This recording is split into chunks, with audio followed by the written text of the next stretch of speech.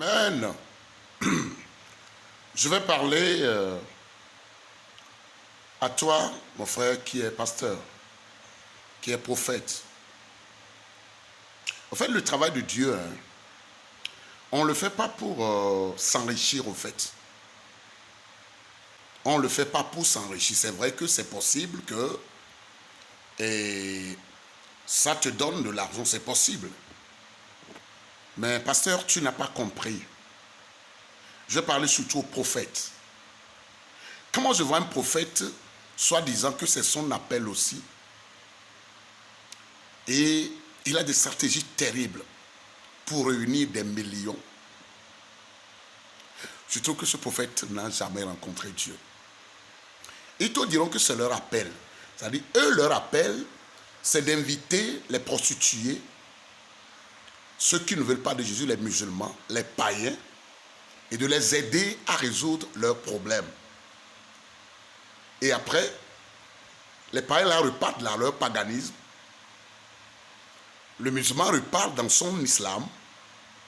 Le féticheur retourne vers ses fétiches. C'est ce que les prophètes font.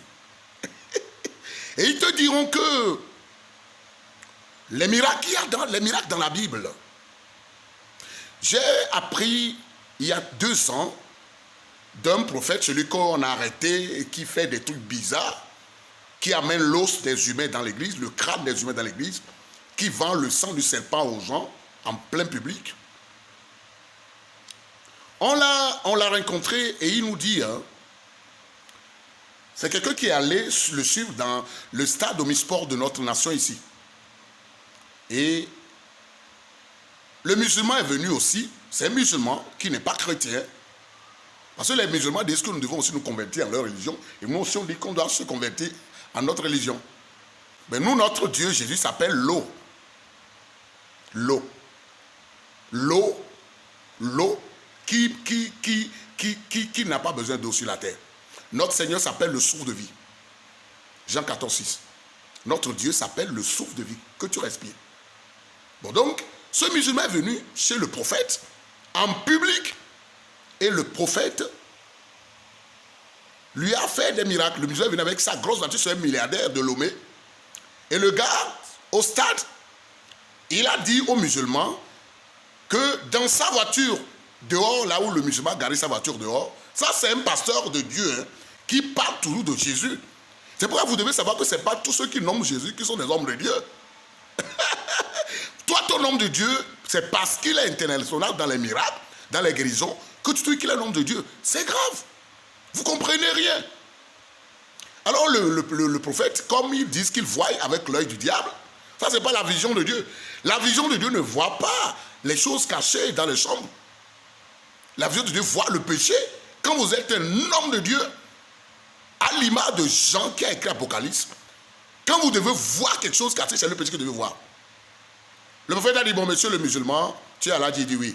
Dans ta voiture, la femme, le mari, le petit frère de ta femme a mis un gris-gris dans le coffre de ta voiture. Cours, tu vas aller voir. Le gars est allé là-bas vraiment et il a trouvé le gris-gris. Et il a ramené le gris-gris. Ils sont sortis aller voir le gris-gris. Et le musulman dit tout de suite qu'il ne veut plus être musulman, qu'il veut être chrétien. Et le prophète lui a dit non, qu'il n'a qu'à attendre, que ce n'est pas ici qu'il doit dire ça, qu'ils vont se voir après. Vous comprenez ça? Ça dit que il a fait ses visions démoniaques, puisque les charlatans aussi peuvent voir. C'est ce qui est grave, monsieur homme de Dieu. Homme de Dieu, tu fais pitié. Tu fais pitié, homme de Dieu. Je suis un homme de Dieu comme toi, mais tu fais pitié. Parce que tu ne comprends pas la cause de la mort de Jésus. Prophètes, surtout vous les prophètes, vous ne comprenez pas la cause de la mort de Jésus. Vous faites du bruit, vous avez la gueule, vous raisonnez seulement. Regardez les victimes que vous faites. Celui-là qui est prêt à recevoir Jésus, tu l'as dit non. Et puis c'est plein comme ça. Même quand vous donnez Jésus à ces personnes-là, vous ne vérifiez pas s'ils continuent à suivre Jésus. Je ne suis pas en train de vous juger, mais je suis en train de vous dire, si je vous juge, Dieu a demandé qu'on juge. 1 Corinthiens 5, à partir de verset 9 à 13. Il faut lire ça, prophète. 1 Corinthiens 6.